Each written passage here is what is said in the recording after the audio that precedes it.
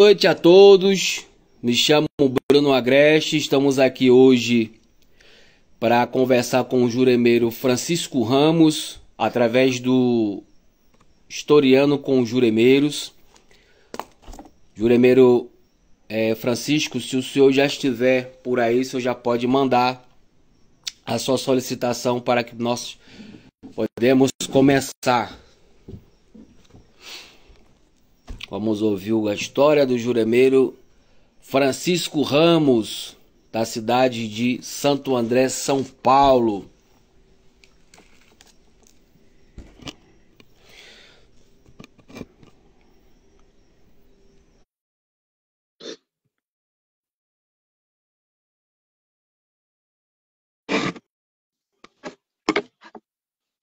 Boa noite, Pai Francisco. Boa noite, meu irmão querido. Que Deus e a Jurema Sagrada lhe abençoe em luz, em glória, em sorte, em prosperidade, em vitória para você e para todos nós. Que assim seja. Um prazer estar aqui conversando com o senhor nessa noite de quinta-feira.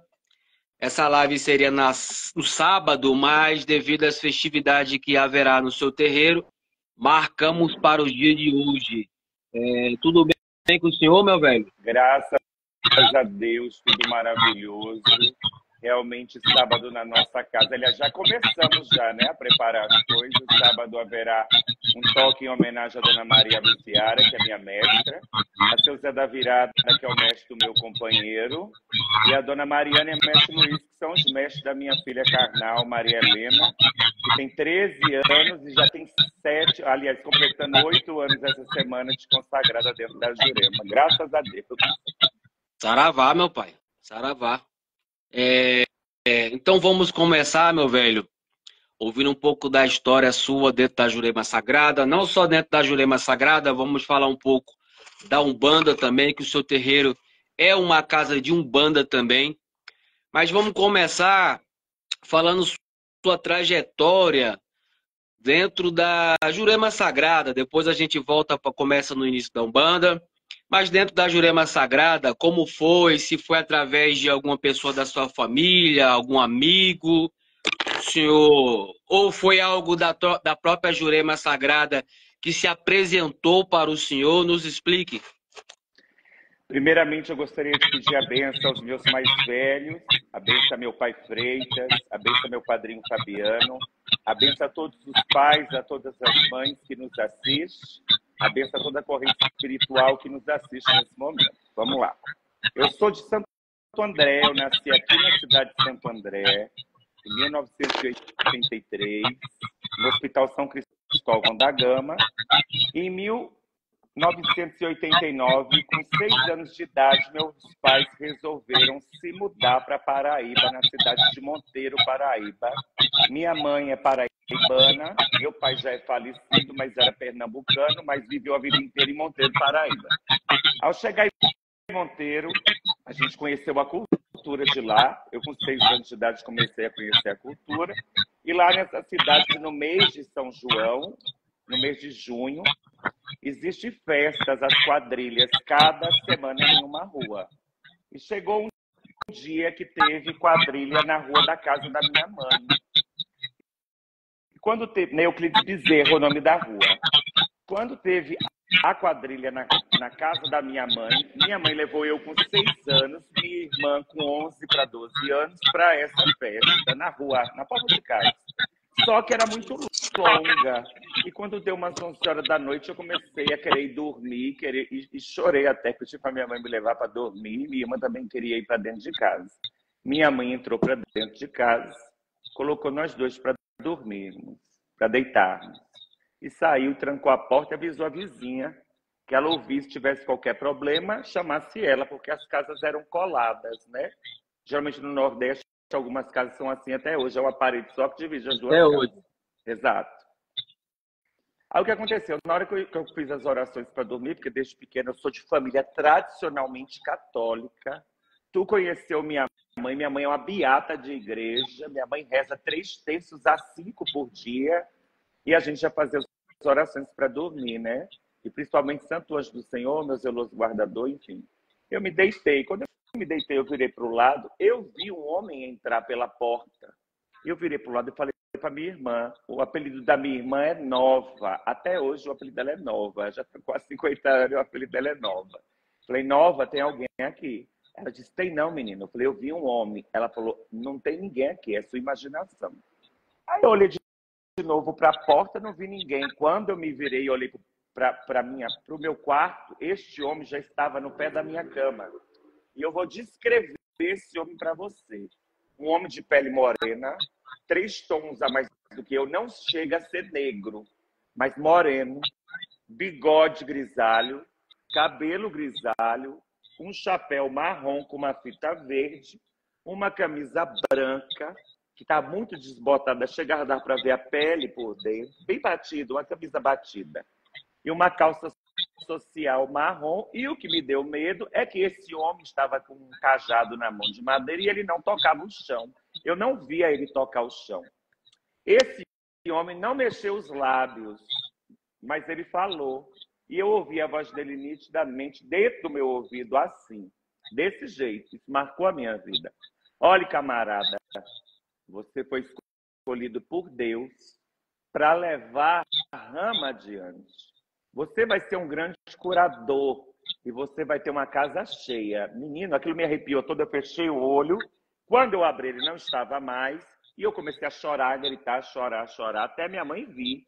E eu disse para minha mãe, tem um homem dentro de casa, ele estava conversando comigo. E a minha irmã, antes da minha mãe entrar, eu falando para minha irmã que tinha um homem ali, ela se apavorou e ela ouviu o barulho de uma pisada e de um trinco fechando. Eu acho que era o sinal que ele queria dar, que realmente ele estava lá, na minha concepção. Minha mãe entrou, Bruno, minha mãe andou a casa inteira e não tinha ninguém em casa. Nisso eu passei mais de 20 dias dormindo com a minha mãe, na cama dela, minha mãe, meu pai e eu.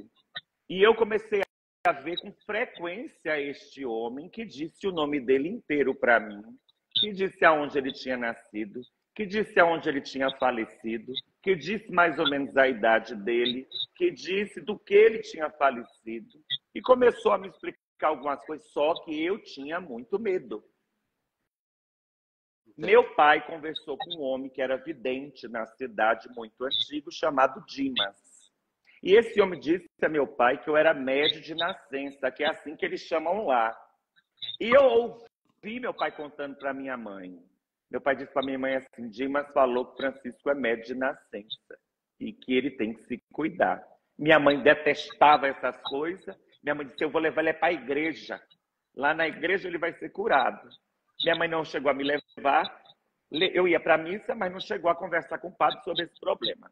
Enfim, num dos dias, chegou uma comadre dela na minha casa e essa comadre disse a ela que ia se operar de uma gastrite, de uma úlcera, uma coisa assim. Zé estava do meu lado. Zé disse assim, camarada, diga a essa nega não passar por faca, não. Mandei ela tomar isso e isso. Mandou misturar folha de couve com folha de boldo naquilo que bate. Eu entendi que era liquidificador. E tomar durante 15 dias, um copo em jejum e um copo antes de dormir. Aí eu falei para ela, não se opere não, tome isso, isso, isso. Ela olhou para mim e disse, quem te ensinou isso? Eu falei, é um homem que aparece para mim, mas minha mãe disse que é minha imaginação. Minha mãe, muito ligeira, mudou o assunto para não ficar naquilo. E a comadre dela foi embora. Passou-se 30 dias, ela volta em casa. A minha mãe perguntou, e aí, comadre, se operou? Ela falou, se operei, não. Eu fiz o que a Assis mandou, porque meu nome é Francisco de Assis. E eu, quando era pequeno, muita gente me chamava de Assis. Eu fiz o que a Assis mandou, comadre. Olha aqui o exame. Não é que eu melhorei, não tem mais nada na minha barriga. Minha mãe, de novo, mudou o assunto e não deu cabimento para aquilo. Nisso, a minha mãe me matriculou num colégio chamado Santa Filomena, que eu já estava com 7 anos, para começar a estudar. Na primeira semana, a professora, Jordânia é o nome dela, mandou chamar minha mãe e perguntou para minha mãe assim, Dona Socorro, Assis, já estudou aonde? Minha mãe falou, em lugar nenhum. Mas quem ensinou ele a ler? Minha mãe falou, ele não sabe ler. A professora falou, sabe sim. Aí ela escreveu num papel elefante e mandou eu ler. Aí eu falei, elefante. Minha mãe olhou para mim e falou: quem te ensinou a ler? Eu falei: aquele homem que aparece para mim, eu sonhei com ele, e no sonho ele mandou eu beber uma cuia com um líquido que travou eu todinho. Quando eu acordei, as coisas vinham na minha cabeça. Eu olhava para um papel e eu entendi o que estava escrito. Minha mãe se apavorou e me levou para a igreja Nossa Senhora das Dores para falar com o padre Damião. E minha mãe contou a história para o padre fez para ela assim: fique quieta, deixe ele contar. E o padre perguntou para mim. Eu contei tudo. Aí ele falou assim: e essa história de ler? Eu falei assim: eu sonhei que eu estava numa tapera, que era uma casa de barro, coberta de palha, sentado num banquinho com esse homem. Em cima da mesa tinha um crucifixo, uma vela acesa, 3 estátuas de gesso, até descascada, que eu lembro que era Nossa Senhora Santa Rita, que é São José e Sagrado Coração de Jesus, estátuas pequenininhas, descascada. E ele falou assim para mim, o mestre falou para mim: olha, camarada, você vai beber o que eu vou lhe entregar e beba com fé, que você vai despertar a sua ciência. E eu com medo, no sonho, porque eu tinha medo, eu bebi aquela cuia de algo que era muito travoso à minha boca. E eu acordei. Quando eu acordei, a minha boca, eu acordado, estava com gosto daquilo. E não me pergunte como, que eu não sei lhe explicar. Tudo que eu abati o olho, eu sabia ler. Eu entendi o que estava escrito. Se chegava uma pessoa assim: eu estou com um problema assim assado, às vezes vinha aquilo na minha cabeça. Se ela usasse tal folha, ela melhorava. Se chegasse uma pessoa com problema de saúde, vinha na minha cabeça: pegue o mato e cruze ela rezando e benzendo com essa oração. E a oração vinha na minha cabeça. O que é isso? Como lhe explicar? Eu não sei. Eu acredito hoje que isso é Deus. Eu acredito que isso é a força do mestre. Passou-se. Com 9 anos de idade, nós viemos para São Paulo de volta para morar definitivamente. E com 9 anos cessou. Eu parei de ver, parei de ouvir, nem ele e nem outras energias e forças e espíritos que eu já estava vendo. Perdão, falta um pedaço. Quando eu contei isso para o padre, que ele mandou beber o líquido, e quando eu acordei, vinha as coisas na minha cabeça, o padre falou assim para minha mãe: é socorro. O que esse menino está vendo não é coisa desse mundo e não é coisa boa. Eu vou lavar os olhos dele e os ouvidos com água benta. Você leva ele na sacristia, reza 3 Pai Nosso, 3 Ave Maria. E o padre jogou água benta nos meus olhos, no meu ouvido, na minha testa, e mandou minha mãe me levar na sacristia para poder rezar os 3 Pai Nosso e as 3 Ave Maria. Chegando na sacristia, minha mãe se ajoelhou, eu também fechei os olhos e comecei a rezar. Quando eu estava rezando com a minha mãe, eu escutei mais uma voz. Quando eu abro o olho, está o homem que eu sonhava e via ao meu lado esquerdo, rezando junto comigo, com o chapéu no peito. Foi aí que eu perdi o medo, porque eu entendi. Coisa ruim não é, senão não ia estar na casa de Deus de joelho rezando junto. Aí eu perdi o medo. Aí eu comecei a ver ele mais constantemente, ouvir, entender. Ele falava umas coisas para mim. Eu, como era muito criança, não entendia muita coisa. Não vou dizer que eu tinha entendimento, que eu vou estar mentindo. Mas ao passar dos anos, eu fui entendendo aquilo que ele falava. Concluindo, viemos embora para São Paulo com 9 anos, acabou. Eu nem via, nem ouvia, nem sonhava com nada. Vida normal, até completar 13 anos. Quando eu completei 13 anos, eu, por ser muito alto, a professora me mudou para o noturno, eu fui estudar no período da noite. No período da noite, fiz uma amizade com uma pessoa, e essa pessoa, no mês de junho, dia 2 de junho, me convidou para ir numa macumba. Eu disse a ela: pelo amor de Deus, não vá nessas coisas não, isso não presta, vá para a igreja. E tentei convencer ela, e concluindo, ela me convenceu a ir com ela, porque ela ia fazer um trabalho num terreiro. Chegando nesse terreiro, aconteceu uma sucessão de coisas. Dentro dessas coisas, eu comecei a me sentir muito mal com o cheiro da defumação. Eu achando que era o cheiro da defumação, eu falei para ela: Lu, eu vou lá fora tomar um ar, que a minha pressão está caindo. Ela disse: vá. Quando eu pensei em me levantar, eu vou lhe dizer o que eu senti declaradamente. Você já sonhou que está caindo daquele tranco? Eu sonhei, eu senti o chão se abriu e eu dei aquele tranco como se eu estivesse caindo. Foi essa a sensação que eu tive. Minhas vistas escureceu. Quando minhas vistas começou a clarear, eu senti de novo aquele tranco como se eu estivesse caindo na cama. E já tinha se passado 3 horas. A mãe de santo na minha frente disse assim: você acabou de receber seu guia, o nome dele é Mestre José dos Anjos, e falou o nome dele inteiro para mim, que eu não vou dizer aqui, acredito que você entenda o porquê. Falou o nome dele inteiro para mim. Eu me assustei, porque eu não sonhava mais, não via mais, fazia anos. Aí eu, meu Deus do céu, eu tive uma possessão ruim, algo ruim me pegou, se manifestou em mim. Eu achei naquele momento que eu tinha cometido o maior pecado da minha vida. Eu juro para você que eu fui de lá até a minha casa, a casa da minha mãe, chorando. Eu cheguei na casa da minha mãe, eu me ajoelhei, pedi perdão a Deus, a nosso Senhor Jesus Cristo, por eu ter ido lá. Só que lá falaram que a minha irmã ia ser curada de um problema de saúde que hospital nenhum curou, igreja nenhuma curou. Aí fala assim para mim: ah, mas o que curou foi sua fé. Eu não tive fé, porque eu achei que eu estava no lugar errado. E Aí eu me ajoelhei na casa da minha mãe e falei assim: Jesus, se lá for meu caminho, como me falaram, me prove com a cura da minha irmã. Eu não estou desafiando o Senhor, eu só peço um sinal. Amigo, foi o mesmo que tirar com a mão. Minha irmã em 7 dias ficou ótima, 0 bala, 0 quilômetro. E eu não voltei no terreiro, porque eu tinha ido 2 de junho, num domingo, às 3 da tarde. Eu não voltei. Aí passou uma semana, passou outra, eu comecei a me assombrar. Eu ia dormir, eu sentia o meu colchão abaixar, eu sentia alguém sentar no meu colchão. Quando eu olhava de lado, às vezes eu via um homem barbudo, com uma cartola, com uma fita vermelha, e ele passava as unhas nas minhas costas e falava assim: nós estamos me esperando. Você prometeu que ia voltar. E eu tentava gritar minha mãe, meu corpo não correspondia e minha voz não saía. Eu começava a rezar, e aquilo desaparecia. Isso começou direto. Teve um dia que a minha mãe passou pela minha cama, 3 horas da manhã, eu estava sentado.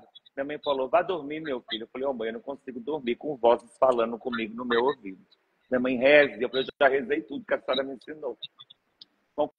Concluindo, dia 23 de junho, eu voltei na casa da mãe de santo. A mãe de santo estava sentada fumando numa cadeira de balanço, uma senhora já de idade, mãe Luzinete, o nome dela. De Umbanda? Ela era uma mulher de axé. Na verdade, ela era uma mulher feita no candomblé, só que ela tinha dado uma parada no candomblé por alguma decepção. Não me pergunte o que, porque ela não dizia. E ela tocava a umbanda dela, ela tocava a quimbanda dela divinamente, com maestria. Mas ela entendia muito de candomblé, muito. Eu conheci ela tinha 72 anos. E ela foi iniciada no candomblé Pananã com 16. Então ela tinha uma bagagem gigantesca. Ela entendia muito. Muita coisa eu aprendi com ela. Quando eu cheguei na casa dela, ela mandou a Iarobá da casa, a Equede da casa, Mãe Rosa, me levar até o quarto de jogo dela. Quando eu cheguei no quarto dela, tinha um envelope lacrado. Mandou eu pegar esse envelope e abrir. Dentro estava escrito assim: Zé dos Anjos apareceu para mim e me avisou que o menino voltaria na minha casa em 21 dias. Eu tinha ido dia 2 de junho, estava voltando dia 23. Diga aí, essa mulher era boa. Eu me assustei. Sim. Com a força, com o entendimento dessa senhora, com o conhecimento dela. Aí eu comecei os meus caminhos, os meus batismos, as minhas obrigações. Eu venho de uma umbanda, que é a umbanda dela, que a gente só recebe o fiozinho se der a obrigação. Então fazia a obrigação de Oxalá, que era a primeira, eu recebia o fio de Oxalá. Fazia de Iemanjá, que era a segunda, recebia o fio de Iemanjá. De Ogum, Xangô, de Inhaçã, e assim foi todas as minhas obrigações. Tá? Infelizmente, Deus precisou mais dela do que eu. Em 2003, chamou ela de volta e eu fiquei meio que a ver navios. Eu não entendia muita coisa. E meu caboclo falava para mim que eu precisava abrir casa e eu não queria abrir casa. Eu não queria essa responsabilidade para mim. Não queria, por Deus, pela vida dos meus filhos. Eu não queria, porque eu era muito moleque. Eu era muito moleque. Eu tinha o quê? Em 2003 eu tinha 20 anos. E eu achava que eu era muito cru. Aí meu caboclo começou a me mostrar que era a minha missão. Porque eu comecei a cuidar de 5 pessoas que viraram 180. Então era a minha missão. Aí para eu não ter problema com ninguém, que você sabe a língua das pessoas como são, eu fui para a federação. Porque se eu me informasse e pegasse minha documentação, ninguém tinha o que falar. Aí eu não queria fazer Jurema. Meu mestre sempre pediu, e eu não tinha feito Jurema não, viu? Meu mestre sempre pediu. E eu falei, eu vou fazer Jurema nada. Eu não vou fazer Jurema porque eu já tenho obrigações demais. Eu trabalho demais. Eu já tenho gente demais para cuidar. Eu vou querer mais uma responsabilidade? Concluindo, no ano de 2015, eu trabalhei com Dona Maria Padilha num sábado. Ela parou a macumba e falou para todos: minha matéria vai perder uma pessoa e ele vai sofrer muito. Cuide dele para mim. No sábado. Na terça-feira, Dona Maria Padilha foi dentro da minha casa, e falou para meu companheiro: cuide do meu filho, que ele vai perder uma pessoa, ele vai sofrer muito. Na quarta-feira, novamente eu trabalhei com ela. Ela falou para 3 pessoas que cuidam dela aqui da casa, que são equetes, que vieram de outros terreiros, de candomblé, hoje se dedicam à minha casa. Falou para elas assim: olha, cuide do meu filho, que ele vai sofrer muito, mas eu vou estar com ele. Na quarta-feira, pai. Na quinta, 7h30 da manhã, papai foi comprar carne no açougue, na Paraíba, em Monteiro. Sentiu uma dor no peito, caiu e faleceu. Ataque fulminante. Eu viajei daqui para Monteiro com minhas 4 irmãs e fui sepultar papai em Monteiro, Paraíba, que é a terra da vida dele, que ele sonhava ser sepultado lá. Nessa trajetória, quando a minha mãe descobriu, no ano de 1998, eu comecei na macumba em 96, com 13 anos. Em 98, minha mãe descobriu que eu estava indo na macumba. Minha mãe enlouqueceu, minha mãe doidou, que eu escondia. Quando minha mãe descobriu, ela enlouqueceu, ela me proibiu. Minha mãe chegou a ter quase um AVC da raiva de ter descoberto que eu ia na macumba. Minha mãe passou mal, que o rosto dela adormeceu, ela ficou gelada igual uma pedra. E eu morrendo de medo de dar um troço nela, porque minha irmã falava assim: se acontecer algo com a minha mãe, eu vou lhe matar. E eu falei: Deus me livre, se acontecer algo com a minha mãe, eu vou me culpar pro resto da vida. Concluindo, minha mãe esculhambou com a minha cara, minha irmã também. Eu fui pra rua, sentei na calçada da rua, fui chorar, que eu não ia mais pra macumba. Papai veio. Meu pai veio até a mim. Meu pai estava vivo, obviamente, em 1998. Papai olhou para um lado para ver se vinha alguém, olhou para o outro para ver se vinha alguém, disse assim para mim, ó: rapaz, não conte para ninguém não aonde você está indo. Quem tem que cuidar dessa espiritualidade é você. Eu parei de ir na macumba para casar com a tua mãe, tomei foi no rabo, perdão da palavra, mas foi assim que ele disse, tomei foi no rabo. Eu olhei para a cara de papai e falei: e se eu ia na macumba? Ele: lógico que eu ia, menino, eu sou de Zé. Teu avô era o maior rezador que tinha lá na Paraíba. Tu é neto de Severino Bill. Aí eu descobri que meu pai era juremeiro de Zé Pilintra, Zé de Santana. O pai dele, quando estava vivo, Severino Gonçalves, meu avô, era rezador. Meu avô era amigo de Mestre Preá. Olha aí. E eu nunca soube disso, porque nunca ninguém contou. Nunca ninguém falou. Meu pai é da família Gonçalves, entende? Meu avô chamava Severino Bill, meu avô era um rezador, juremeiro, garrafeiro, raizeiro, amigo de Mestre Preá, ia para Campina Grande fazer catimbó com o Mestre Preá, fazer trabalho com o Mestre Preá, amigo dele de beber junto, entende? E eu não sabia de nada disso. Aí papai me contou, quando papai me contou, eu levei um susto, eu nunca imaginei que meu pai ia para macumba.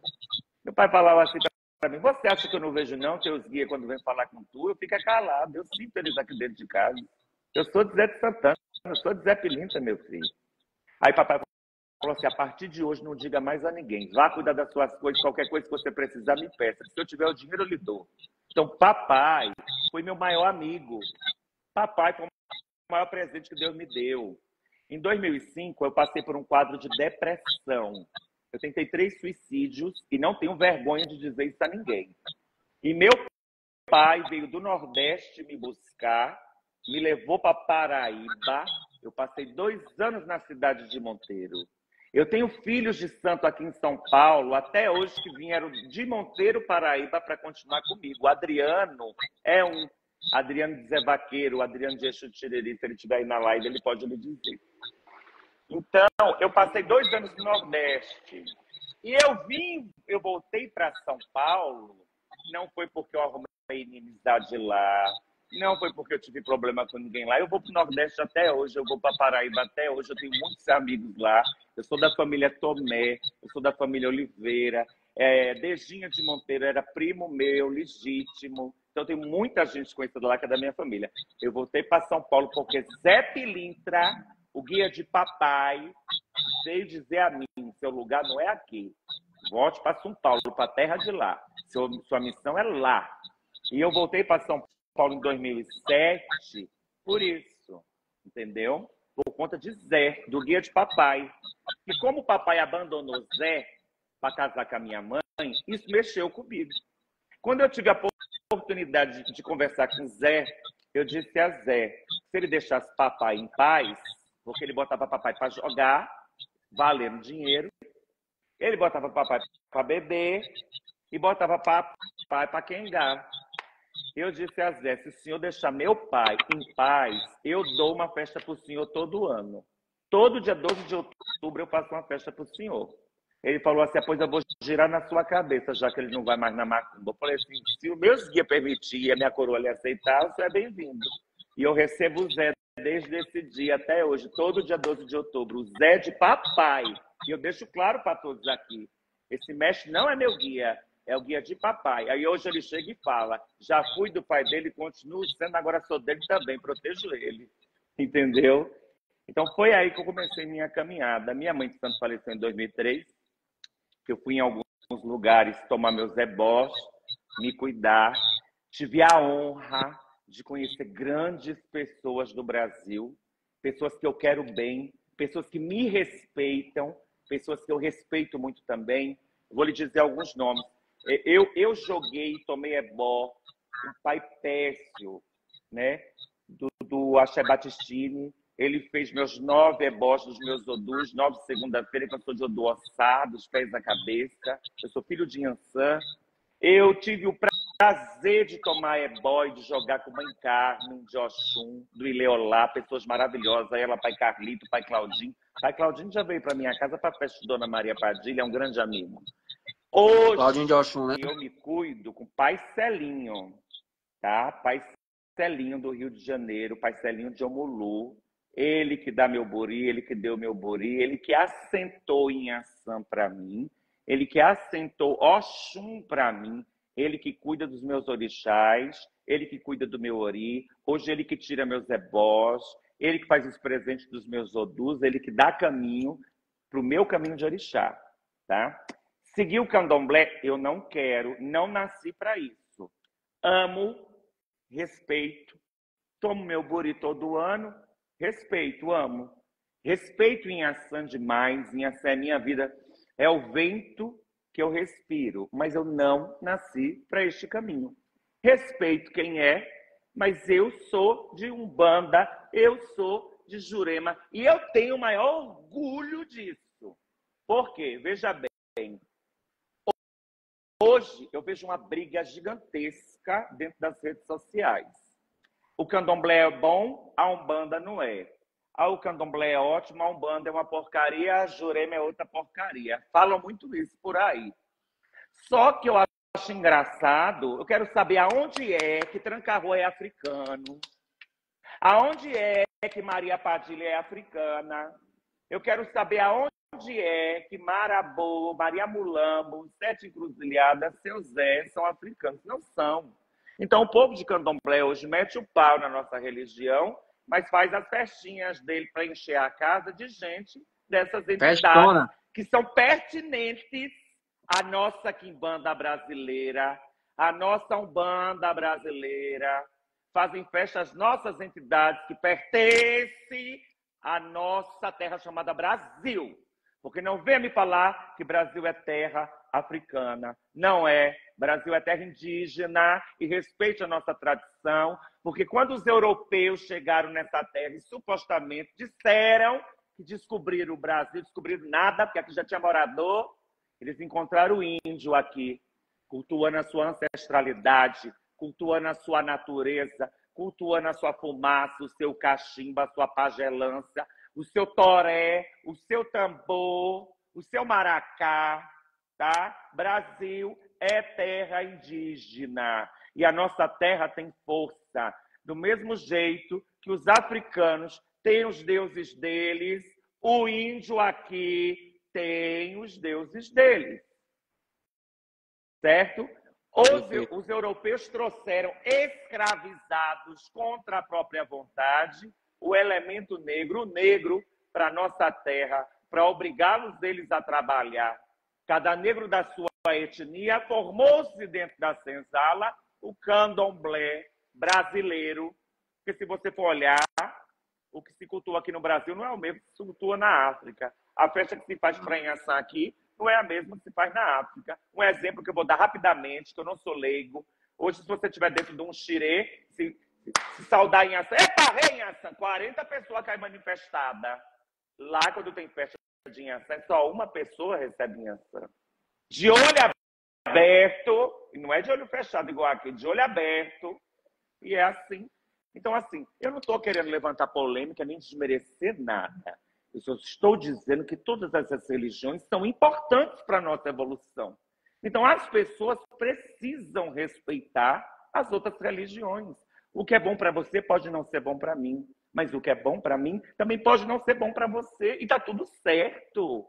Um pouco mais de empatia, um pouco mais de respeito, mas respeite as nossas entidades.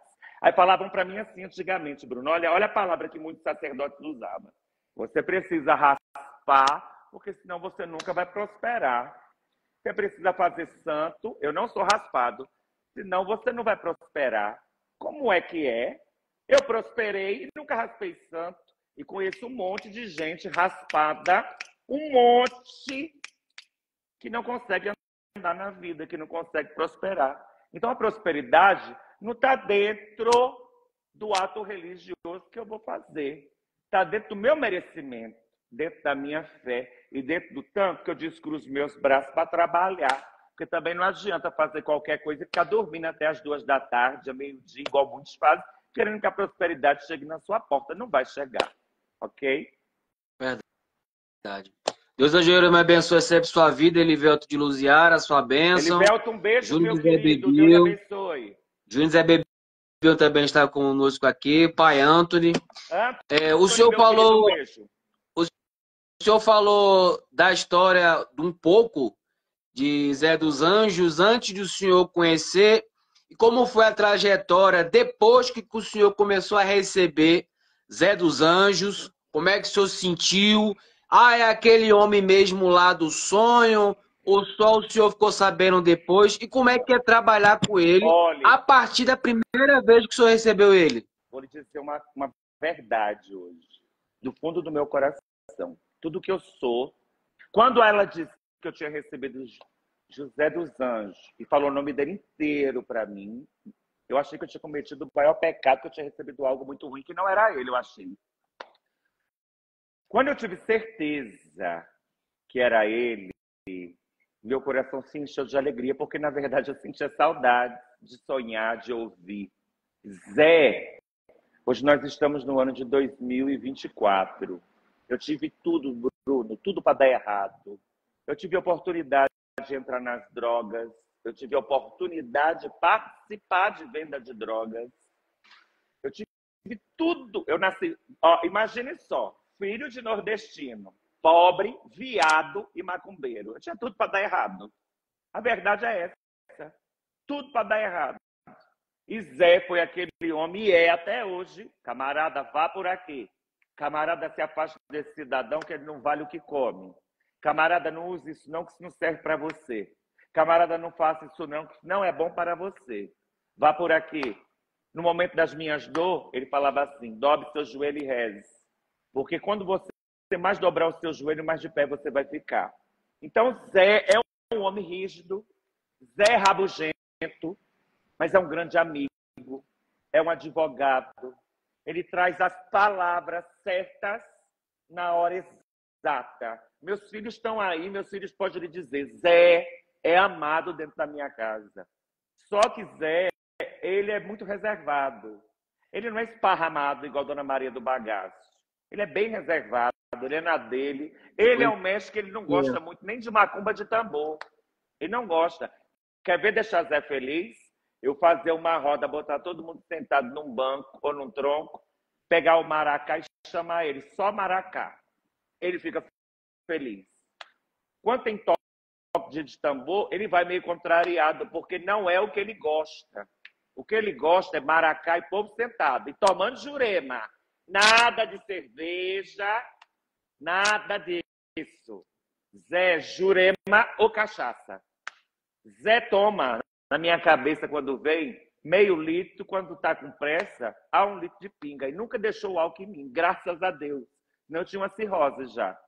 Mas Zé é um homem na dele. Zé é um homem quieto, é um homem com a boa palavra, é um homem que traz uma cantiga e aquela cantiga fala com a tua alma. É um homem que pega na sua mão e fala, vou resolver isso agora. Passa uma fumaça, quebra uma cuia de coco no chão e está feito. Passa embora. E está resolvido.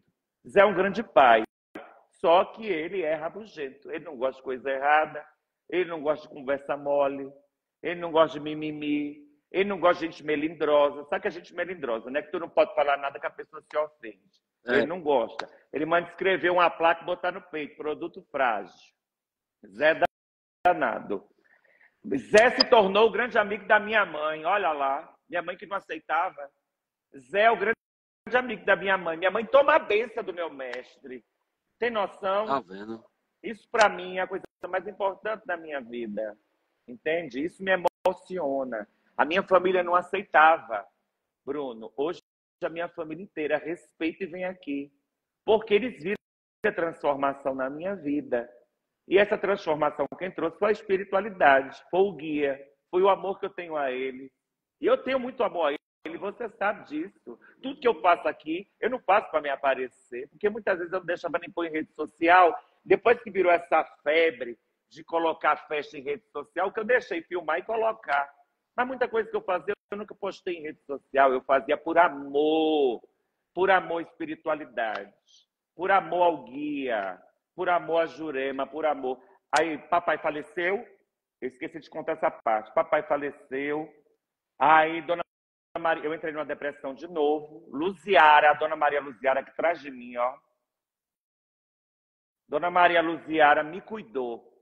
Quando ela me cuidou, que ela botou eu de pé depois de 30 dias, eu fui perguntar a ela. E às vezes eu falo brincando que eu caí na besteira de perguntar a ela. Falei a ela assim, minha madrinha, o que a senhora quer de presente? Eu queria agradecer a senhora por ter me curado. O que a senhora quer de presente? Ela disse, passe numa mesa de consagração. Eu falei, vixe Maria, ela passe. Aí o que aconteceu? Não sei nem se você vai perguntar, mas já vou lhe dizer. Comecei a rodar tudo que é macumba aqui de São Paulo, de Jurema, de catimbó. Falava que era um catimbozeiro, eu ia. Falava que era juremeiro, eu ia. E comecei a rodar. Nada do que eu passei tocou na minha alma e eu me agradei. Não estou dizendo que as pessoas estavam certas e nem erradas, mas não tocou a minha alma. Teve algumas que eu até lhe confesso que falaram só baboseira para mim. Enfim. Na última vez, eu fiz um balaio de fruta, levei na mata com uma filha minha e foi dar a Malonguinho. Escute essa. Pega o recado. Fui para a mata, entreguei um balaio para Malonguinho. Lá na mata, temperei o balaio, soprei cachaça em cima, chamando purê, tocando maracá e pedi a Malonguinho, meu mestre, me mostrasse o lugar para eu fazer Jurema, porque eu não ia procurar mais lugar nenhum. Porque eu ouvi muita baboseira e ouvi coisas que não me tocou. Passei uma fumaça de cachimbo, passei o cachimbo em mim, fui embora para minha casa. Jardel estava em casa, sem saber o que eu tinha ido fazer, porque eu estava o dia inteiro no terreiro, ele não sabia o que eu estava fazendo. Quando eu cheguei em casa, está Jardel no sofá, no tablet, ligado na caixa de som, ouvindo Sou eu, a benção, meu padrinho. Sou eu, Benedito Fumaça. Sou eu, maquinista do trem. Menino, aquilo me deu um barra-vento. Eu me arrepiei inteiro. Dava para pendurar uma roupa em mim. Meus pelos ficou arrepiado. Eu falei, Jardel, que diabo é isso que você está assistindo? Ele disse, é a festa de 21 anos, se eu não me engano, de Jurema, de um pai de santo de Natal. E aqui está cantando o pai de santo que está dando a obrigação nele. Eu falei, quem é? Aí ele falou, é Pai Freitas. O mestre Benedito Fumaça é de Pai Freitas. Em 5 minutos eu estava com o telefone de Pai Freitas. E agora escute. Eu liguei para Pai Freitas. Ele me atendeu, sem me conhecer. Eu falei, Pai Freitas, sou Francisco de São Paulo. Gostaria de saber como é para fazer Jurema com o senhor. Eu falei, meu filho, precisa jogar comigo. Eu estou jogando para uma mulher nesse exato momento. Me passe seu nome completo, sua data de nascimento, que eu vou abrir um jogo para você. E foi do jeito que eu estou lhe contando. Eu desliguei o telefone, passou 1 hora, ele me liga de volta. Fez, amado, você tem caminho dentro da Jurema, você sabe disso. Você tem um mestre muito velho, muito antigo. Primeiro ponto, não tinha nada do meu mestre na internet. E eu não falei nada para ele. Acertou. Segundo ponto, eu vejo no seu caminho 2 entidades indígenas, 2 caboclos. Acertou em cheio. E não tinha nada disso na internet. Estamos falando do ano de 2015. E eu recebi a Japena Branca, que é o dono da minha casa, a benção meu pai, e seu Guarani, que é meu caboclo feiticeiro da casa, é meu pajé, o curandeiro da casa. Ele falou, você tem uma senhora mestra, que é uma princesa. E você realmente tem caminho de Jurema. E você já carrega esse caminho dos seus ancestrais. Aí eu perguntei para ele, meu pai, como faz? Ele, olha, meu filho, para fazer a sua Jurema, eu faço todas as coisas, o valor é X. E se você precisar, eu vou para São Paulo. Ou se você quiser, você venha para cá. Eu falei, tá certo. Eu vou lhe ligar assim que possível. Porque aquilo tocou a minha alma, mas eu não demonstrei. Estou sendo honesto. Se meu pai Freitas estiver ouvindo aí, ele pode lhe dizer que é verdade. Você lembra que eu só tinha uma mestra para fazer, uma princesa de Jurema. Olha só. Eu desliguei o telefone, eu peguei uma vela branca, acendi nos pés de Nossa Senhora Aparecida, ofereci a meu mestre. Eu falei para meu mestre, meu padrinho, achei uma pessoa para fazer Jurema. O valor que essa pessoa me cobrou é tanto, só que eu quero ir lá, ver como é que é lá. Porque trazer aqui é uma coisa, eu quero ver lá. A raiz, a família, a casa, a energia, eu quero sentir lá. Então eu precisava de um valor para mim ir. E rezei isso para o mestre. Olha só. Entrei para tomar banho. Tomei meu banho. Quando eu saio do banho, está uma chamada no meu celular. No celular do meu trabalho. Ó. Eu tenho 2 celulares. O que eu estou usando para se comunicar com você e o do meu trabalho, que eu sou criador de cães. Né? Está uma chamada no meu celular. Uma cliente. Nós estávamos no mês de outubro. Papai tinha falecido em junho. Uma cliente que me devia um dinheiro altíssimo de uns cães que tinha me comprado desde janeiro. Eu não tinha mais nem esperança de receber. Eu falei, mano, mentira. Mentira que esse dinheiro está na minha conta. Mentira. Eu fiquei passado assim, igual eu estou, passado. Eu falei, quer saber? Eu vou ver se é para mim mesmo, é agora. Liguei para uma filha minha, falei assim, Kelly, compre uma passagem para mim para Natal amanhã, 7 horas da manhã. 7 horas da manhã você não vai conseguir não. Eu falei, tenta. Deu uma hora que ele me retorna, que a passagem está comprada, está no seu e-mail. Eu liguei para o Pai Freitas. Pai Freitas, 1 semana dá para fazer Jurema? Ele falou, dá sim, amado. Eu falei, e 8 dias? Ele falou, Virgem Maria, aí é que dá. Eu falei, pois quem vai me buscar amanhã no aeroporto? Estou chegando de tal hora. Ele falou, eu mesmo, em pessoa, estarei lá lhe esperando. Ele falou, é sério isso? Eu estou lhe mandando a passagem agora, chego amanhã aí. Eu fui para Natal, sem conhecer ninguém. Com a fé e com a Você foi coragem. sozinho?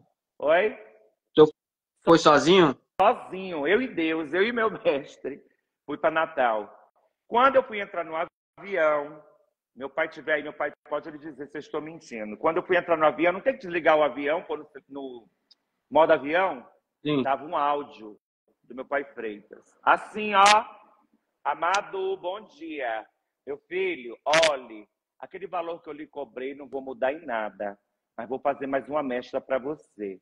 Porque desde a hora que eu falei com você, até às 6 horas da manhã, o momento que eu falei para ela que ia fazer ela em seu caminho também, ela não parava de cantar dentro do meu quarto, no meu ouvido.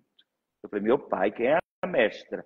Ele, Dona Maria do Bagaço, que eu nunca tinha recebido ela. Fui para Natal. Tu sabia quem era ela? Sabia quem era a Dona Maria do Bagaço, porque eu tinha uma filha da casa que se manifestava com ela, mas eu nunca tinha manifestado com ela.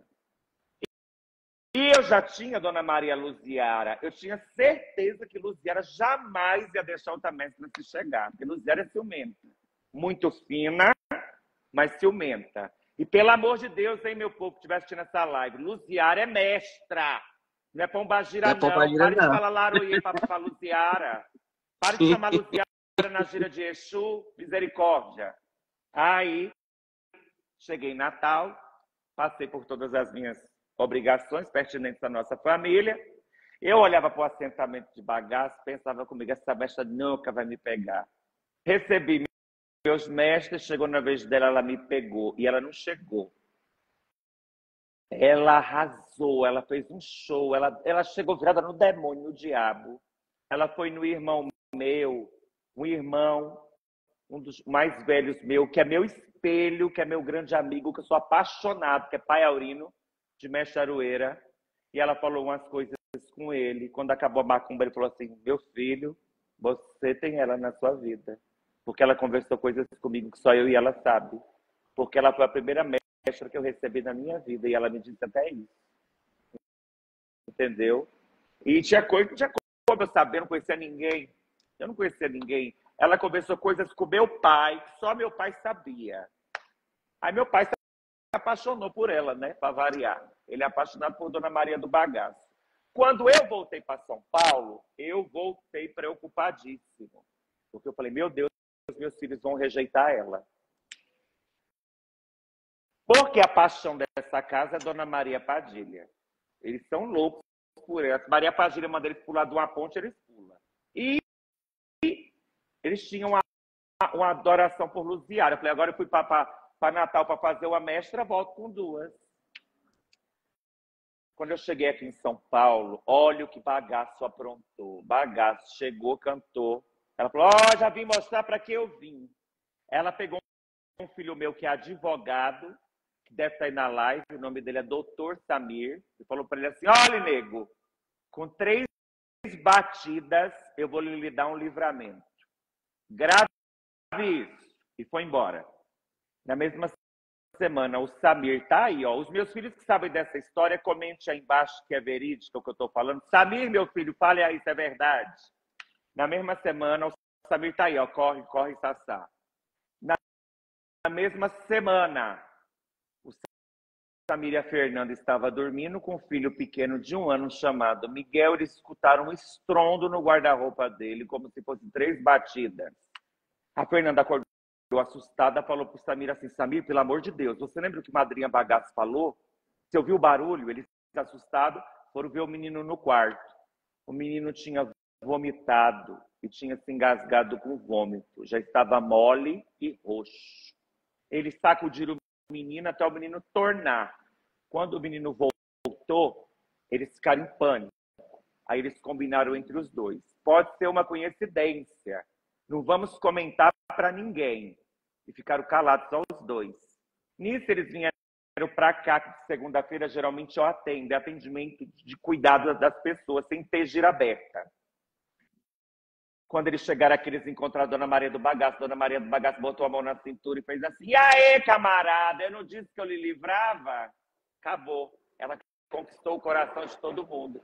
Aí eles contaram para todo mundo o que tinha acontecido. Aí Dona Maria do Bagaço virou o xodó dele. Então, assim, já vou chegar numa situação que às vezes as pessoas criticam sem saber. Essas festas que eu dou aqui, Dona Maria do Bagaço se veste lindamente, e nós faz uma festa gigantesca, com tudo que ela merece, não sou eu que dou, não. É esse povo. É o povo que alcança essas graças, que se acha em débito com a entidade. Porque essa entidade, a mesma, passa o ano inteiro trabalhando com um paninho no peito e um pano na cabeça, cuidando de todo mundo, se sujando com egé, com azeite de dendê e com mel, cuidando do povo. Aí quando chega no dia dela, o povo quer fazer o melhor para ela. E eu vou dizer o quê? Não, não, não, porque Jurema é humildade. Gente, Jurema é humildade. Jurema pode ser simplicidade, mas Jurema não é pobreza. Porque tinha mestras que usavam chita naquela época, mas tinha mestras que se arrumavam divinamente para esperar os naviozinhos do porto atracar, para receber os capitões, os marinheiros que vinham de outras terras para cá. Então, vai conhecer um pouquinho de história. E você faz sim, porque se a mestra fizer por você, você vai fazer. Perfeito, meu pai. Eu ouvi ainda até uma parte, o Jardel falando que estava bem ruim as vendas dos cachorros e Maria do Bagaço ensinou uma água, uma bebida para colocar nas bebidas, nas águas onde os cachorros tomavam naquela água, começou a nascer, criar cachorro um atrás do outro, não foi isso? Foi assim, vou lhe contar. Teve uma época que eu não sei o que aconteceu, se foi eu que troquei a ração e dei um dendê, as cachorras não ficavam mais férteis. Elas até entravam no cio. Eu inseminava, elas não engravidavam. Aí, mandaram a gente benzer 1 litro de vinho e mandaram pôr umas gotas desse vinho na água de todos os cães. Meu filho, foi um festival de cachorro nascendo em casa que eu quase endoidei. Dei vinho, meu pai, sua bênção, Ogã. Que Deus da Jurema Sagrada lhe abençoe, dei vinho. Você mora no meu coração, meu filho. Lhe amo. Saudade. O Jardel falou que não sabia onde nem botar mais cachorro. Foi verdade verdadeira. Foi verdade isso, verdadeira, para todo mundo ver e saber, porque acompanharam o meu perrengue. Porque quando eu falo para as pessoas, eu não vivo de macumba. Eu falo com a boca cheia. O senhor não cobra nada? Cobro, meu pai, eu cobro, porque eu pago 10 mil reais desse espaço de aluguel. E não é para qualquer um pagar 10 mil reais de espaço para trabalhar macumba, não, porque não é todo mundo que ajuda. Pago hoje, amanhã estou devendo. Só que todo o dinheiro que é feito aqui dentro da macumba, seja com atendimento, seja com limpeza, seja com o que for, é revertido à casa. É revertido nas festas, é revertido no que precisa, é revertido para ajudar uma pessoa que chega e não tem condições. E é assim que tem que ser. Porque uma casa não é só para bater tambor para o povo encher desculpa a palavra, o toba de cerveja, não. Como está acontecendo por aí. Uma casa ela tem que ter sua assistência social, o seu trabalho social, o seu trabalho comunitário. A sua casa tem que abraçar quem chega sem condições de comprar uma vela. E abraçar do mesmo jeito que abraça o ricaço que chega. Porque todo mundo que chega na sua porta, não foi você, pai Bruno, não foi eu, pai Francisco, que fui buscar na casa deles. Se chegou na minha casa, é porque a espiritualidade trouxe. E se a espiritualidade trouxe até a mim, é porque confiou a mim. Então, se confiou, eu tenho que me rebolar para ajudar. Se ele tem condições, ele vai pagar pelo trabalho. Se ele não tem, eu vou juntar e vou fazer do mesmo jeito. Eu nunca deixei de cuidar de ninguém. Porque não pode, porque não tem. Eu ajudo de todas as formas possível. Se eu descobrir que uma pessoa está passando necessidade, dificuldade, na hora eu mando minha secretária, vá lá fazer despesa e leve na porta da pessoa. Vá comprar o gás, leve na porta dessa pessoa. Vá para o sacolão, leve na porta dessa pessoa. E não diga a ninguém, porque ninguém precisa saber. Eu ajudo muita gente e ninguém sabe. O que a direita faz, isso que ele precisa saber. Agora tem uma coisa que eu aprendi, pai Bruno. Tudo que a gente fizer de coração aberto por alguém, vai chegar alguém para fazer por nós. E é verdade. E eu me sinto feliz fazendo isso. De verdade. Pai, eu vou encerrar essa live agora. Vamos começar com outra, que a gente ainda vai falar de Maria Padilha. Mas antes de falar de Maria Padilha, eu quero saber, na próxima live, sobre o reinado de Maria Luziara na casa do Senhor. Tá certo? Tá certo. Vou Vamos falar sobre ela agora. sim. Axé.